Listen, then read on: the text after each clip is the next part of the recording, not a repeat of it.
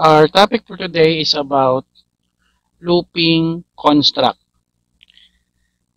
Looping construct is a programming features that allows a set of instructions or a block of code to be repeated multiple times without writing them again and again. Instead of copying the same code 10 times, 3 times, or 100 times, you can use loop to run that code 10 times automatically. Okay. So why do we need a looping construct? Of course, to avoid repetitions of code, to make programs shorter, cleaner, and easier to maintain. Another also is to automate repetitive tasks like printing numbers, summing values, or checking the list.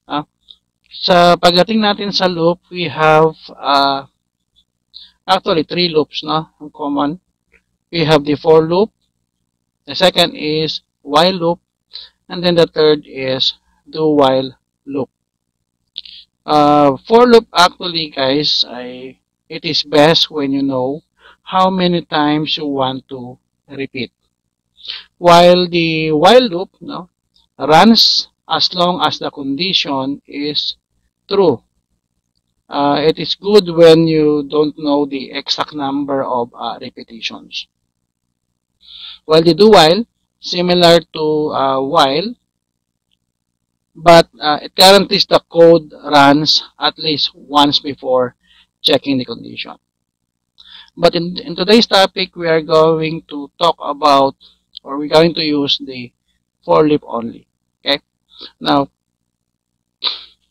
based on these definitions, a for loop is a control structure that allows you to repeat block of code or a specific number of times. It is most useful when you already know how many times you want the loop to run. So this is how we use the loop. Ito yung kanyang syntax. For, and then open and close parentheses, and then the initialization, the first part, just like this one, for x is equal to 1, and then followed by the condition. Yung condition dito ay parang if statement, just like this one na nandito, if x is less than equal to 3. That's the condition. Now, third is the iteration or simply the update. So, malimit sa mga libro, ang ginagamit dito ay iteration. Then, after that, you have the opening and the closing. So, yung nakalagay dito sa ating part na to, we have the code to be executed repeatedly. So, kung ano man yung gusto nyo ipalagay dyan. I'll give you an example. In Dev C++. So, we have this one, integer x, and then integer main. So, we have 4, x is equal to 1, x is less than or equal to 3, and then x plus plus. X plus plus is the update or the iteration. So, sinabing iteration, it could be plus 1 or plus 2, plus 3, and so on and so forth. Pag sinabi namang another iteration is the x minus minus, so that is minus 1 naman siya. Okay? For this source code natin, we're going to execute this one. It will display yung ating hello na word 3 times kasi 3 yung nakalagay doon. Let's try another.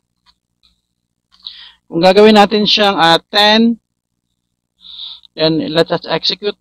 Again, it will display the hello 10 times. Now, 1, 2, 3, 4, 5, 6, 7, 8, 9, and 10. Kung gagawin natin yan ng hindi repetitive na without using for loop, ganito ang itsura niya. So, halimbawa, 3 beses mong i-display si hello. So, for 10 times na lang, 6, 7, 8, 9, 10. So, pag nira natin yan, so, ganyan na mangyayari. 10 times mong din-display yung hello. That is why we're using a loop para mas cleaner, mas maikse yung pag-run natin. If we're going to display 1,000 hello, so, ang daming printf na 1,000 lines. While sa for loop, it will only execute block of codes, napaka-iksi lamang. Balik natin yung dati. So, ganyan lang siya, no? Kung gagawin ko siyang 100, and then if I'm going to display this one, compile and run, so 100 times yun. Kung gawin ko siyang 1,000, no? Execute natin. So, we have 1,000. Hello, no? Hanggang doon sa taas. So, yan ang purpose ng ating for loops. Okay? Now, let's proceed doon sa part noong ito, no? Kung paano gumagana ang loops. This one, no? Ito. So, let's try to execute again. So, we have, nagbilang siya ng 1, 2, 3. So, paano nag-display or nagbilang ng 1, 2, 3? So, we're going to use the transition table. Punta natin transition table natin. So, ilapat natin siya doon sa table. So, x is equal to 1. And then, x is less than equal to 3. Yun yung ating condition. Yun sa taas. Then, we have the x plus plus. Since ang x is 1, then followed by ang value ng x ay 1. So, 1 less than equal to 3. Okay? This is the output. Ang output na hinihingi ay x. No? Then, let's add the x plus plus here. Okay?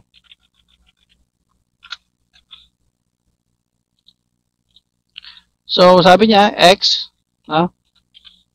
So, anong value ni x? So, ito yung ating value na x. That will give us 1. Oops, sorry. 1. And then, we have x plus plus. Ibig sabihin, plus 1. No? So, x plus plus, plus 1. So, 1 plus 1. Kasi 1 yung present value ni x and then magpa-plus tayo ng 1. So, that will give us 2. So, ibig sabihin, ang value ngayon ni x ay 2. So, naging 2 na siya. Then, 2 less than equal to 3. So, the output is 2. And then, we have 2 plus 1. Kasi plus 1 lang tayo ng plus 1, no? X plus plus. That will give us 3. So, therefore, yung present value ng x ngayon is 3. Na-update niya, no? Sabi doon, iteration, and then update. Sabi na, this one, iteration or update. Okay? So, naging 3 less than equal to 3. So, again, ito ay nagpantay na siya, no? Nagpantay na. So, ibig sabihin, last na ikot na. We have 3. And then, this one is 3 plus 1, naging 4. So, of course, hindi na siya magiging 4 dito. Kasi tapos na yung statement at na-meet na yung condition ng 3 less than equal to 3. So, therefore, the output ng program natin is 1, 2, and 3. So, yun yung ating output.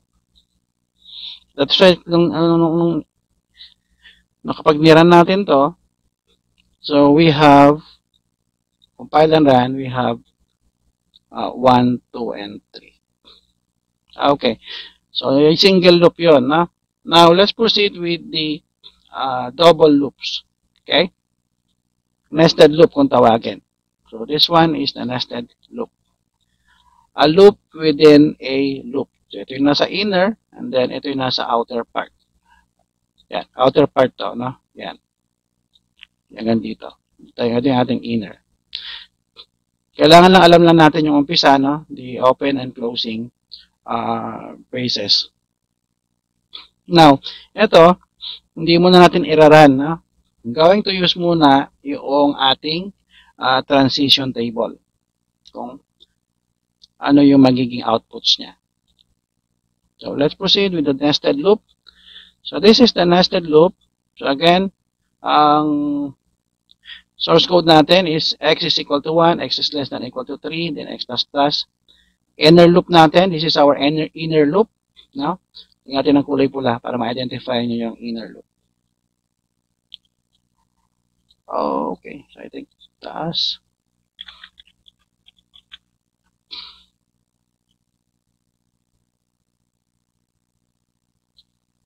Inner loop. Red. Okay, so yan ang inner loop natin. Ito yung outer natin, yung black. So, ang y natin is y less than equal to 2. Balikan natin ito. Lagawin na natin itong 2 para naka-ready na. Okay? Going back. So, nandito tayo sa Excel para medyo mas madaling maintindihan. Now, let's proceed sa outer loop muna. Ilapat natin sa transition table natin. So we have x is equal to 1. Then x is less than equal to 3. After that, yung dalawang portion na yon, saka pa lang yan pupunta dito. Now, make it sure lang guys na ito muna yung nauna. Yan. And then followed by y. So sa y naman natin, ganun din ha. Itong 2 parts muna. Yan. So 2 parts. So dito yan pupunta. Okay? So the initialization condition, then pupunta sa loob, sa inner part. And then natural, meron tayong for loop ulit. Same process. We have the y equal to 1. And then we have y less than equal to 2. Now, again, mula doon, nasa dalawa, initialization, condition, and then the statement. Ayan. Yung statement natin, ang hinihingi niya yung output na y. So, y yung hinihingi na output. Then, after that, we have the y++. Inner loop. Kailangan maubos muna yung inner loop bago siya bumalik sa outer loop. So, we have the x++ naman dito. So, ganito siya nilalapat sa transition table. Okay? Now, let's try to start na the transition part. X is equal to 1, then 1 less than equal to 3. Okay? Now, y, the value of y initialization ulit sa inner loop, and then y less than equal to 2. So, ngayon, ano yung output? Printf%dy. So, ibig sabihin, ang hinihingi ng output ay yung value ng y. So, ano ang value ni y? Ay equal to 1. So, this is 1. So, mag-y++ tayo. So, the value of y is 1 plus 1. That will give us 2. Okay? So, malilito guys ha. Okay. Now, meron na ba siyang gagawin kay x? Wala. Hindi mo na siya mag-add kay x. Kasi nga, kailangan maubos mo na yung inner loop. Okay? So, ngayon, mula sa inner loop natin, ang y natin ay naging 2. Yan na, y. 1 plus 1 equal to 2. So, this will become 2 less than equal to 2. Again, pantay na siya. 2, 2. Kasi 2 hanggang 2 lang yung ating boundaries or yung condition. Therefore, the output is 2 kasi ang value ay 2, si y. So, this will become 2 plus 1 that will give us 3. Again, hindi na siya iikot kay y kasi namit na yung condition. Ayan, namit na yung condition. Okay?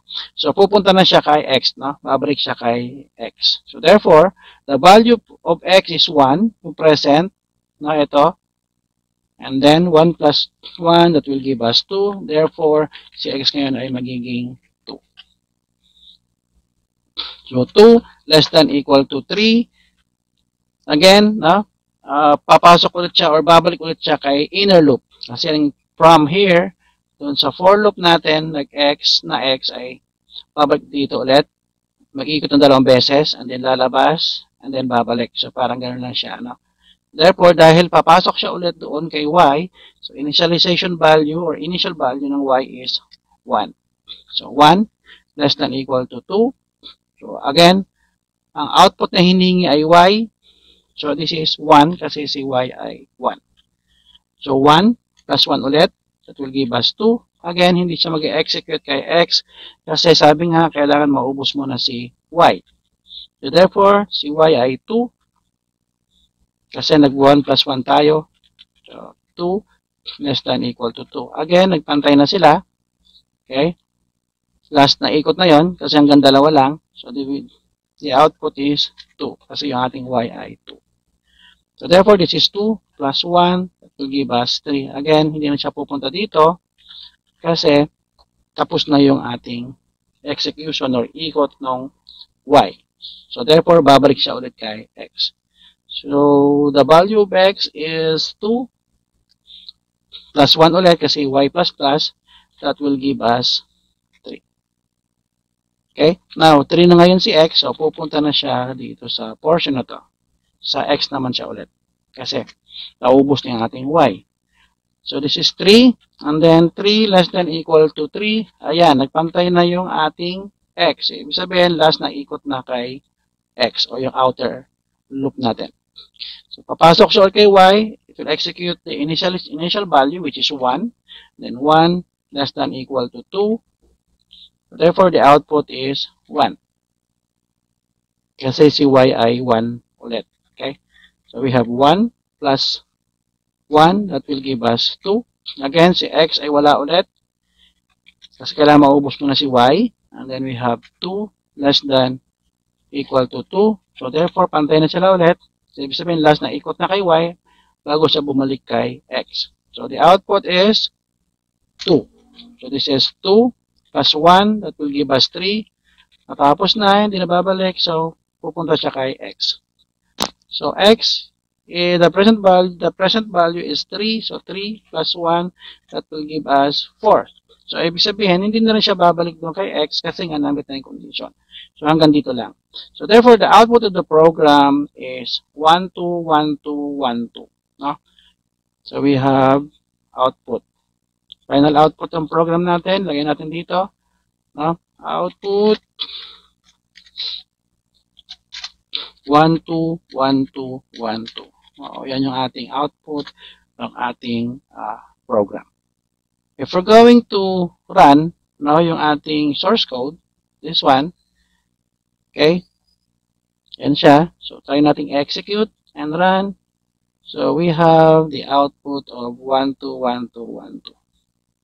So, ganitong klase ng loopings, kapag alam natin yung transition table, kahit wala tayong gamit no, na computer, we can determine the output by using the transition table. No? Kahit wala tayong computer. As long na kaya nyong maintindihan yung source code ng ating loops. Sabi nga nila, no, mas masarap daw mangopya kapag yung kinokopya mo ay naintindihan mo or alam mo. Okay? So, going back dito.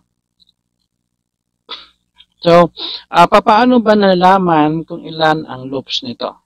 So, we have 1, 2, 3, 4, 5, 6. 6 loops. Lahat-lahat, no? So, if you can see this one, for x is equals to 1, it start with 1, 2, and 3. No? Hanggang 3. Tapos, so, ibig sabihin, ito ay count, ilan ang total count niya? Total count is 3 loops. So, yan ang total number nito, no? 3 loops siya. Okay? Yan. Ayun natin dito para medyo kita. While dito sa part naman na to, no? Itong si y, ilan ang total number of loops niya? So, nagsimula siya sa 1, saka tapos sa 2. So, the total loops is 2 loops. So, kada isa ni dito natin ilagay.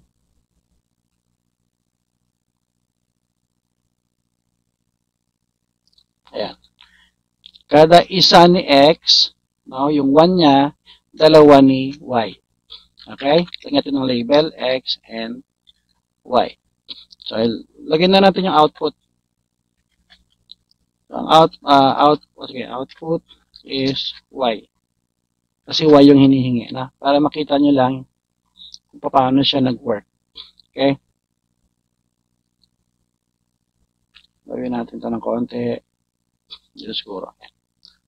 Lapit natin to. Para kita nyo yung source code. Okay. So we have the x and we also have the y and then the output is y. No? Sabi natin kada isa ni x ay dalawa ni y kasi nga dalawang beses iikot si y.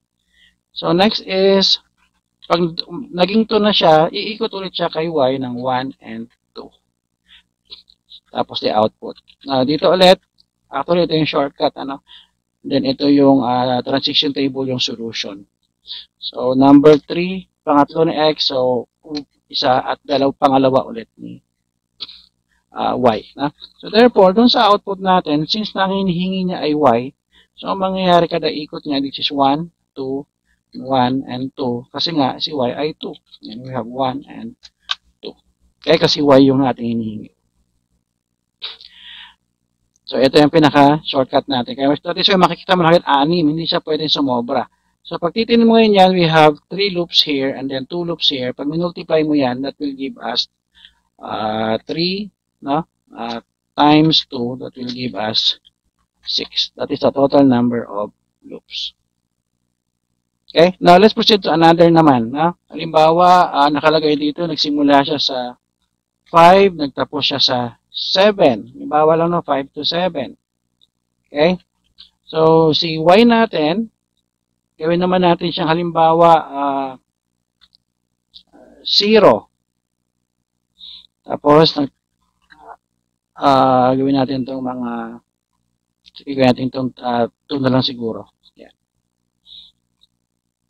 So, ano yung magiging lapat niya ngayon dito sa shortcut? Hindi na natin gagawin yung transition table, ha? Ito lang sa shortcut. So, ilan yung total number of loops siya ngayon? The external. So, we have 5, 6, 7. No? So, dito naman, we have 0, 1, 2. So, ilan ang total number of loops nito? 5, 6, 7, 3 loops. Ito naman 0, 1, 2. That will give us what?